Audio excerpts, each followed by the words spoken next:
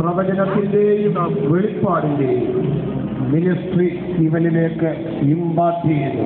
Pastor is imparting the power to prophesy, the anointing to prophesy, and revelation of things into this son.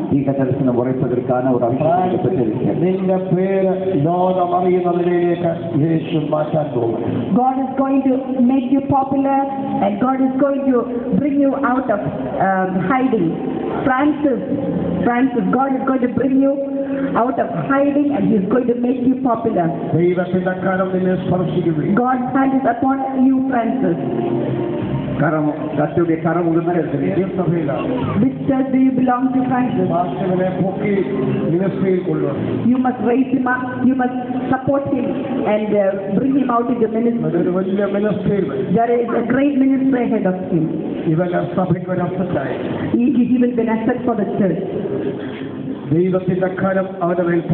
Lord's hand is already touched him. He will prophesy.